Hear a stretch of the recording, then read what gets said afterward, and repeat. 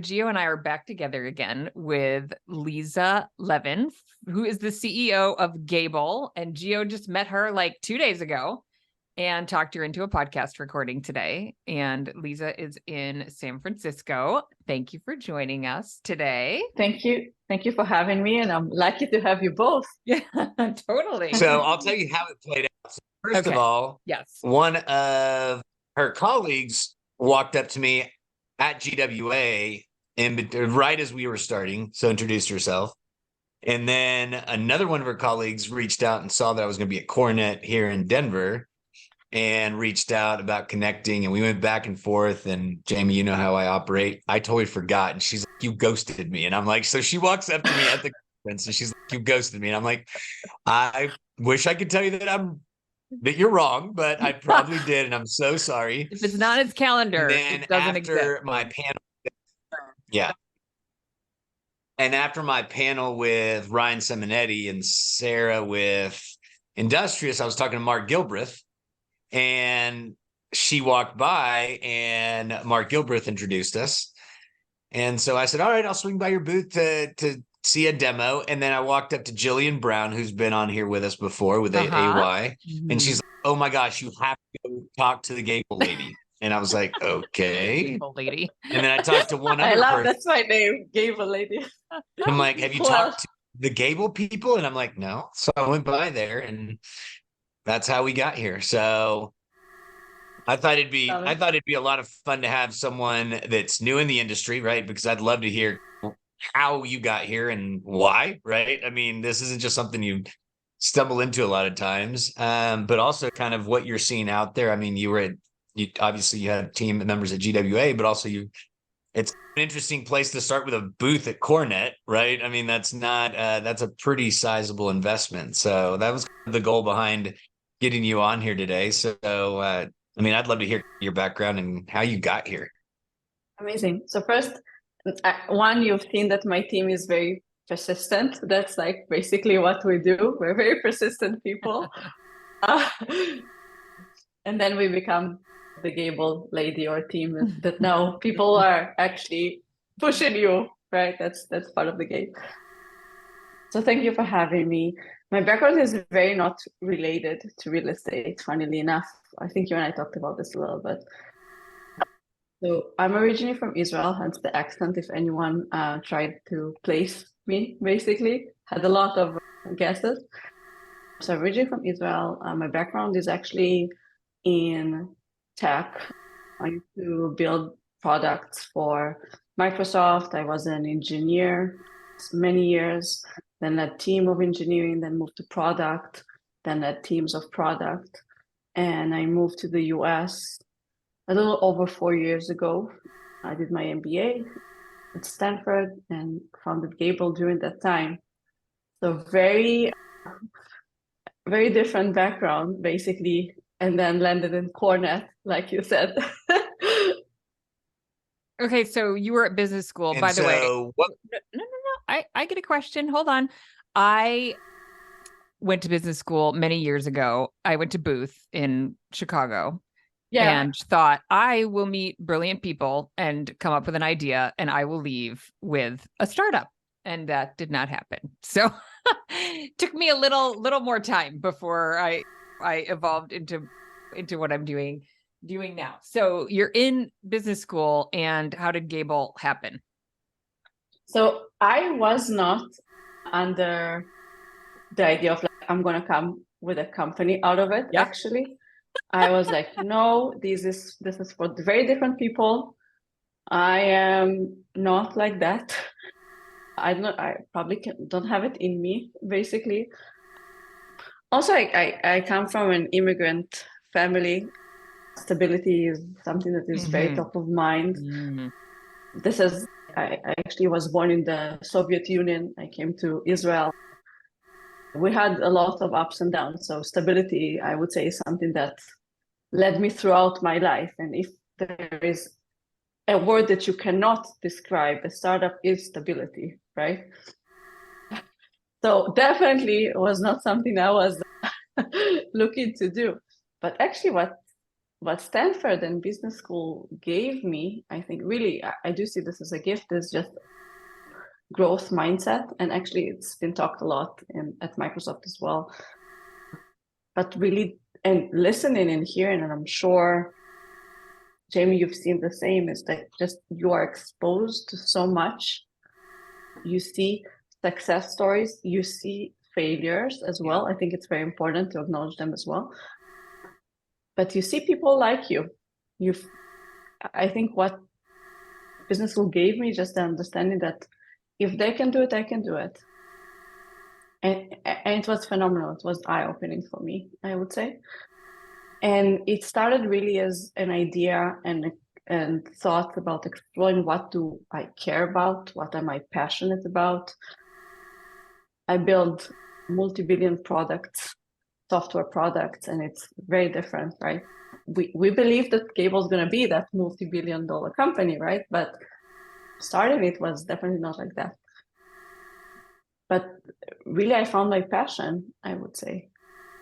I can talk all about that as well, but you tell me, what would you like me to cover more? But I'll let Gio ask in a second. Do you have a co-founder?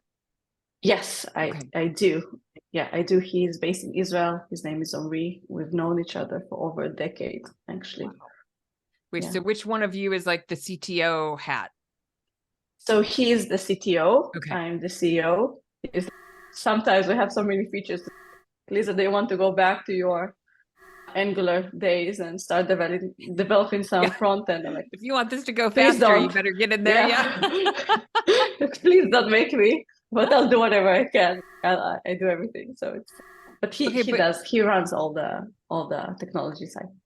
Okay, it looks like, but then it looks like this idea came during COVID. What was the genesis? What was the problem you saw that you needed to solve? So funnily enough, we started working on this. I started working on this during my time at Stanford. So it's a pre-COVID idea. Everyone is, no, it's a COVID. I'm like, no, we were there first, a little bit at least. It started before. I started working on this as an idea at business school. I was really fascinated with circular economy. I was a huge fan of Airbnb. I really wanted to actually work on a product that I would use, if that makes sense. So we talked about my background. I'm a second-time immigrant. This is my second country immigrating to. I didn't know anyone. I'm also an introvert, even though business school really forces you not to be an introvert in a sense, or I would say lets you leverage, become an extrovert in a sense. But I really wanted to build something that will help me connect with people. And that was like, the idea started actually as I would say like a Airbnb for co-working, or using local places to work together with people you don't know in your local environment. And this is how we started with the idea, actually. So we did small POCs. We talked with part of the things that I learned from my time as a product, like you need to talk with your customers, for your customers, what are their pain points, all of that. And it really started like that, funnily enough. Now it became this enterprise solution. We work with companies to help the employees globally, but it started very small with an idea just to connect people. Got it. So obviously there's a ton of great schools in the US. What made you pick Stanford of all of them? I think it's the best, in my opinion, the best business school for entrepreneurs, and being close to Silicon Valley. That's why that was the only school I applied. That's how I was confident that this is the place I want to go. That's awesome.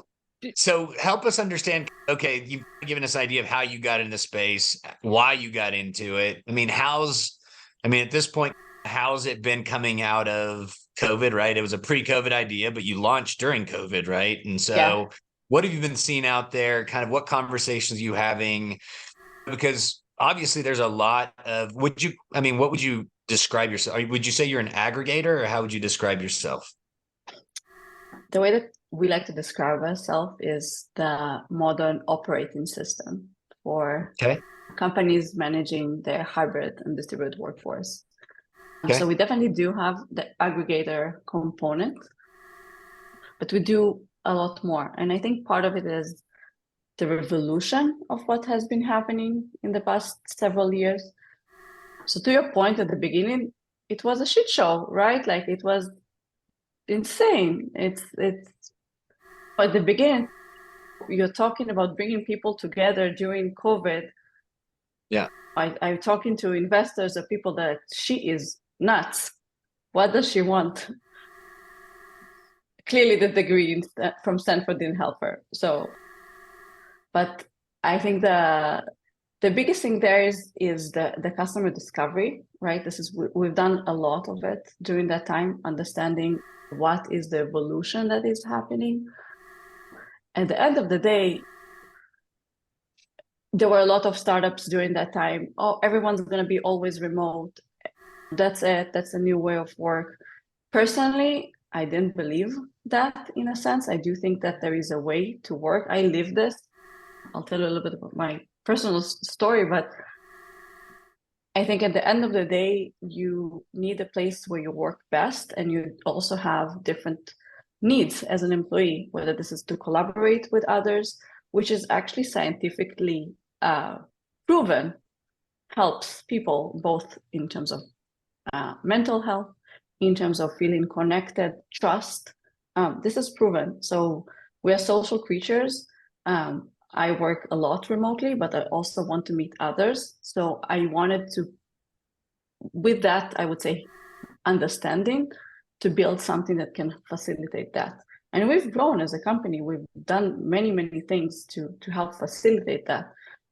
But I would say with that in mind, and also learning a lot from customers, both from individual users, but also company leaders, from people leaders, from workplace leaders, real estate, that they need a new way to work effectively. And we want to help facilitate that. So I would say this has been, yes, shit show and a great roller coaster. And I think now a great product. Yeah. And so for me, it's interesting. It's funny as you say this, and Jamie's going to laugh because sometimes there's personalities that we always tie back into stuff. And so I think it's so interesting that your Israeli background, same as Adam Newman's, and his background of why he started WeWork was a big part of it too, right? He grew up in a community. Gio. Well, yeah, like, I don't know if I want him to continue. I don't know. Well, no, my curiosity is you mentioned your background, right? Same as him. He mentioned his background as to why he built WeWork, and you mentioned your background having something to do with that. So what is that background that led you towards this community-driven initiative? I think I love being with people. I love working with others. I love getting inspired by others. I think that's what I did very well at Microsoft as well. I love building great products. And I think that was, I would say, part of what I'm doing right now. I believe that what we're building is a great product for people. I used to, like, all my background is in cybersecurity. I used to sell enterprise software, basically build enterprise software for cybersecurity. I think here, the difference, that part of the switch that I had is I want to build a product that does good to people, in a sense. And I really believe that this is what we do, helping people feeling connected, feeling engaged, feeling good in their work environment wherever they are. On a personal note, I am a mom. I have basically 3 startups. Like I like to say, one is Gable and 2 little girls. One is 3.4 and the other one is almost 20 months. Tomorrow she's going to be 20 months. So think about, like, I am building a product that I want every company to offer their employees. This is really how I see it. Today I'm working with you, like I'm talking with you from home, but I'm going to meet my team on Wednesday and I'm going to meet a customer on Friday. I'm going to do all of that while still seeing my kids and being present. And I think it's really important. I didn't even know how much I'm missing this and like building this with everything that happened in my life. So I really believe in what I'm building for a better future. I know it might sound a little bit naive, but I really believe in that. Well, that's what dreams are based off, right? Everyone says that it can't be done until it's done, right? And so Yeah. I think it's the beauty of it. And I mean, we call it the American dream, but the reality is it's just a human dream, right? It just so happens to be that you're in a place that you're able to get the education and the launching ground to do that from. So how do those two little girls inspire you to do what you do? Every day. They inspire me. I don't want to cry, but I think that Crying, by the way. No, no. But I think few things. One, I want to lead with example, right? It is really hard to do everything. I'm sure everyone can relate, whether you're, working mom, working dad, it's really hard to juggle. And I think with creating flexibility, it helps a lot. Every time we sign a new customer, every time we have a new product launch, a new expansion, every time even looking at my team and thinking, okay, this is a legacy I'm building, it makes me proud. And I always think that I always hope that everything I'm doing, even though I'm working really, really hard, will make them proud. Hope it answered your question, but they're on my mind all the time. Absolutely. I mean, I think it's so incredible how often children are a big inspiration and driver behind their parents' push. Because I mean, the startup's not easy, right? Certainly a startup in the environment we're currently in, and so kudos to you. Thank you. I'm like thinking to myself all the time, what can we have? At the end of the startup is really hard, and then like you have a pandemic, economic collapse. Now half of my team is in Israel. There is a war. Like all of this is, as I said before, there is nothing but stability in this world of a startup. How is your family doing back home? I mean, we're all alive, which is this is the most important part. All alive, and we're all hoping for everyone to find peace and health, and for this to end, and for 239 Israeli captives to come back home. Yeah, it's definitely heavy times in a lot of ways. Switching gears to Cornet and what you've seen there. So what conversations were you? I mean, you were there. What was it, 2.5 days or 3.5 days? We were 2.5 days there. Yeah. It was phenomenal. It was really interesting to hear. No matter the size of the company, there are a lot of the same issues that companies are dealing with, which is really interesting. Whether they are rapid growth companies that hire everywhere for talent, and they need to almost run after, okay, what's our workplace strategy? What do we do? How do we grow, right? How do we grow with data? We'll talk about that in a second. Or the opposite of, we want to be lean, we want to be cost effective, we need to understand what our real estate footprint is, what do we actually need, and that all ties again to data. So it was really interesting to hear different spectrums, I would say, of the same problem and how companies are approaching it. But at the end of the day, probably the solutions that they need are similar in a sense. Yeah, I think the conference. So I was actually at Coronet in Dubai as well. So I had the opportunity to present there. So obviously different market, but a lot of the same dynamics, right? I think a lot of the corporate real estate people are trying to figure out how to offer their employees, which have almost become like a retailer, right? How to offer a consumer, right? Is how to offer their employees, the consumer, a way to work efficiently and productively. And and all those things. And so it just seems like they're still trying to figure that out, right? And then the other two parts of it are then you've got the landlords that are trying to figure out how to continue bringing in large corporations and still offer them some type of flexibility, hybrid type models. And then you've got the operators that are out there trying to figure out, hey, how do we build out space? What do we do? So as you've had conversations since you started up, who are you targeting predominantly? Is there like a sector specific? The three that I just gave, whether it be landlord or enterprise user, or we target the predominantly, I would say, at the end of the day, they're all related to our equation, if that makes sense, right? Yep.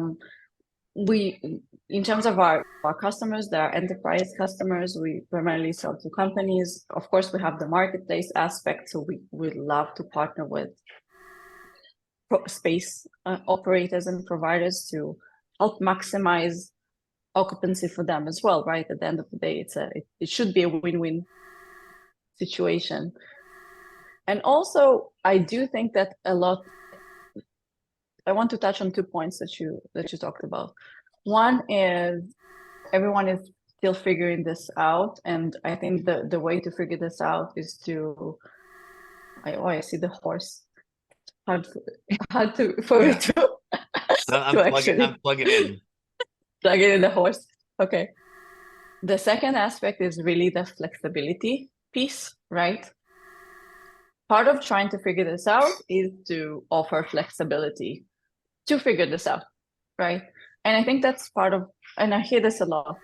And actually there is data that shows that the reason people are going to spaces are not for the spaces, it's actually to meet other people. Mm-hmm. But does it mean that we need to mandate everyone to go to the office? I think not. I don't think this is the answer. I think the answer is actually flexibility, to your point. And flexibility comes in many different flavors. That's also something that I learned in the US. One word can have many, many meanings, I would say. So I think flexibility is one of them, right? Let's take me, for example, and Gen Zers. I'm a mom, I need flexibility because different things, right? I may have aging parents, I need to cater to them. This is one population.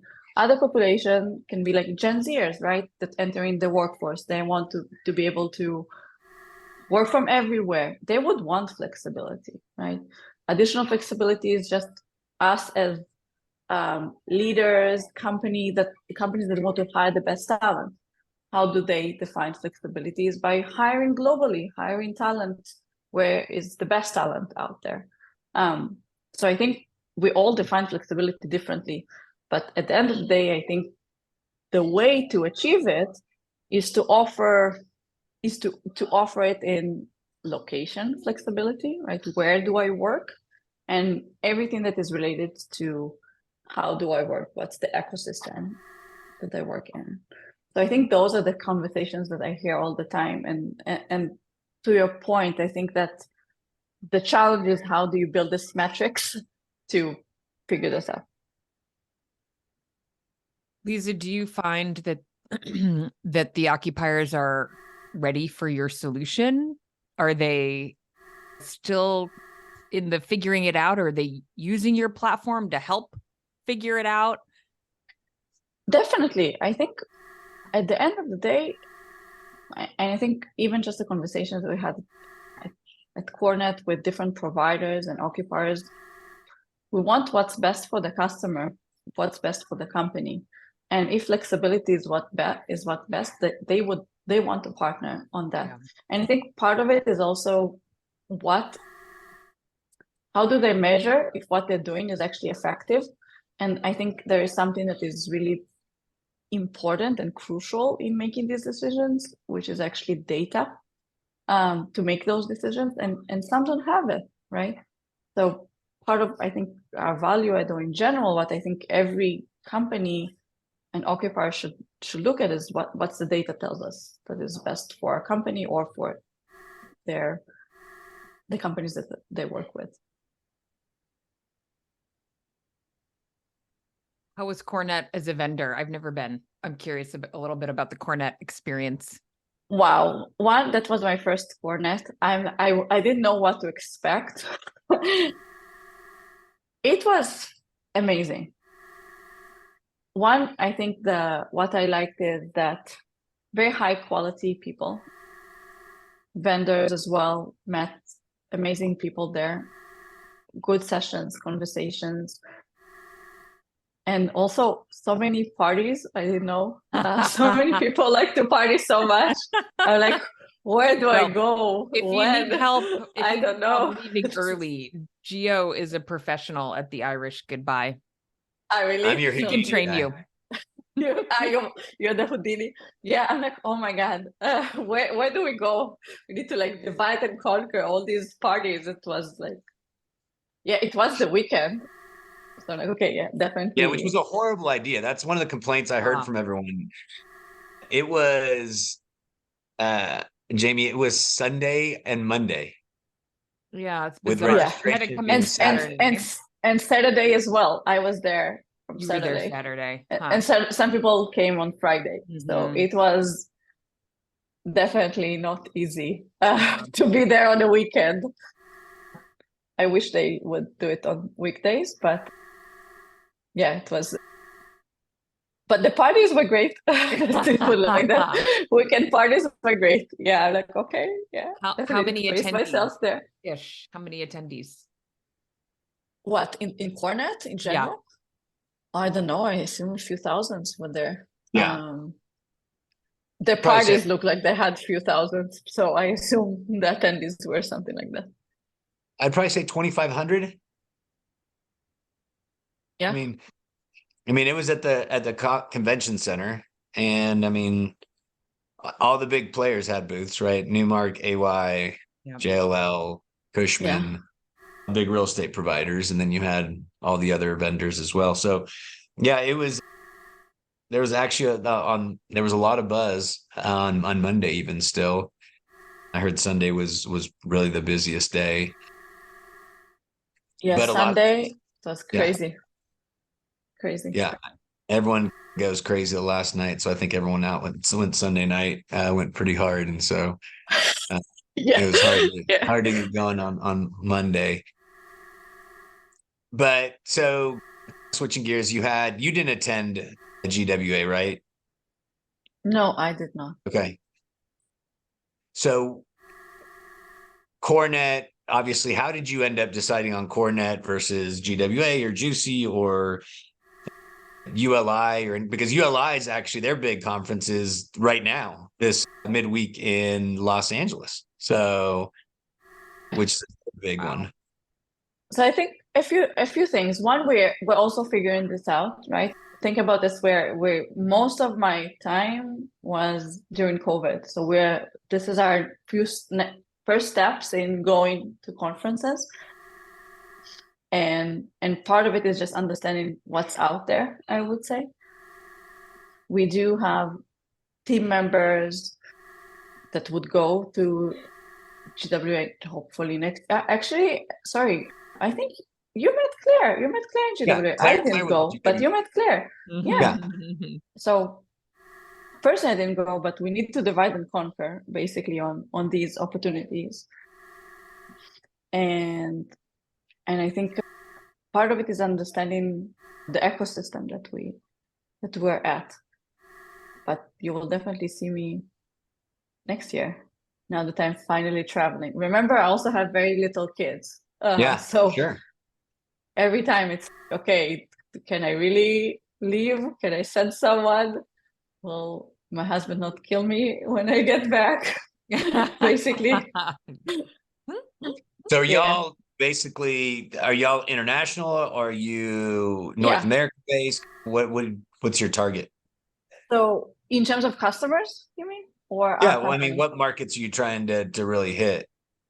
So we're focused on the US, I would say, again, because the companies that we target are global and have distributed employees. Like I can tell you that we target Bay Area in New York, but they are everywhere, right? Yeah. But predominantly in the US, like that's our target market. and the team itself is really distributed. So we have a few employees here in the Bay Area, but the rest are across the US. And we have our engineering team based in Tel Aviv. So other than your two beautiful daughters, what's your pastime? What do you enjoy doing? Well, with the little that I have, I'm a runner. Okay. I've always been. I'm a runner. I used to run track professionally, actually, funnily enough. Wow. Yeah. That's like my therapy is sport, definitely. Okay. So I was a sprinter, and during my time at the military, like part of what you do when you train, like part of my training at my officer's course training is long distance. Like you have to run long distance. Like you need to pass a test. And I started running long distance, and now I'm like basically training for my first marathon, and that's like my pastime. I would say that, and yeah, I would say that's probably the most time that I spend. That's my only.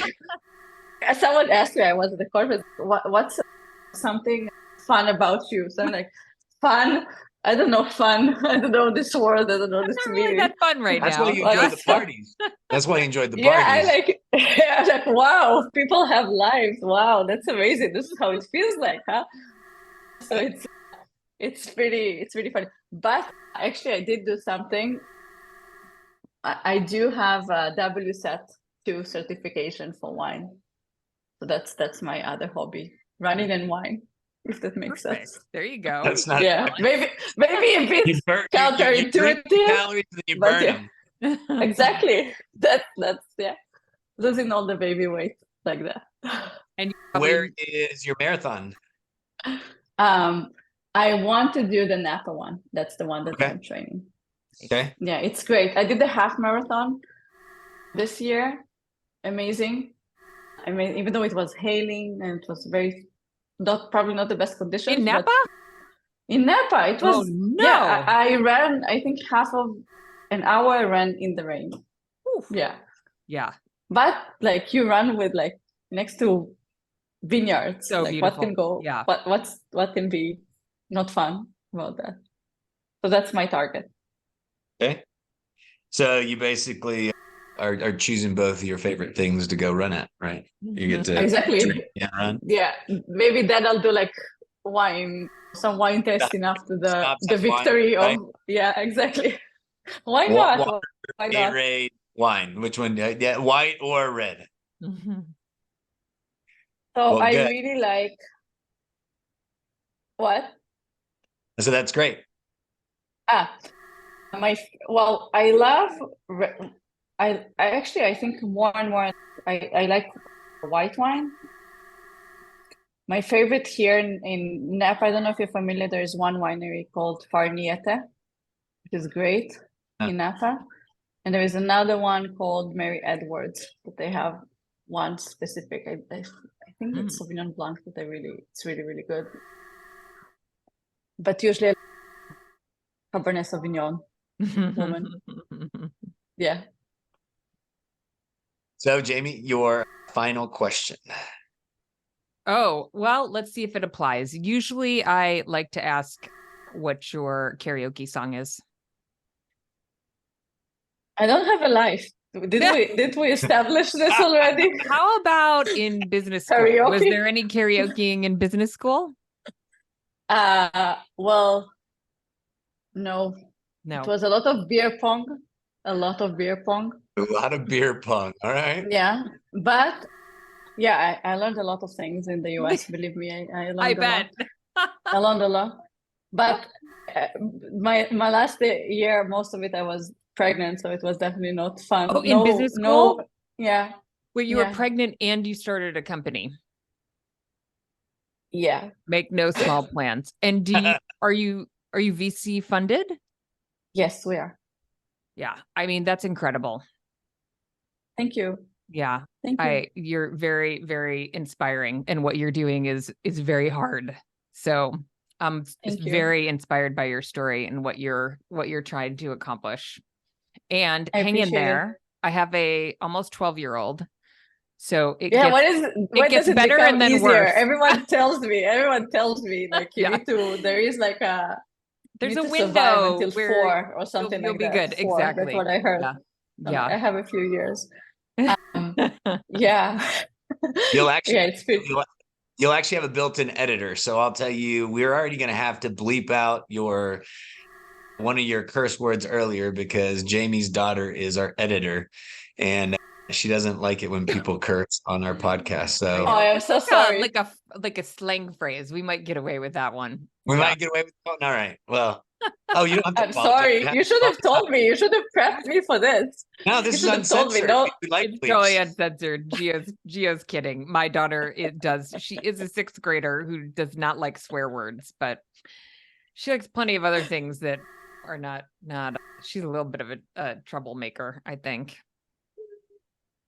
But well, Liza, we really appreciate you taking time. I know it was especially on such short notice. Gio is the king of convincing people. He is. Jump on the podcast. He's very persuasive. I literally canceled like three calls. Everyone is like, "What are you doing?" Like, no, I am coming. If your word is persistent, Gio's is persuasive.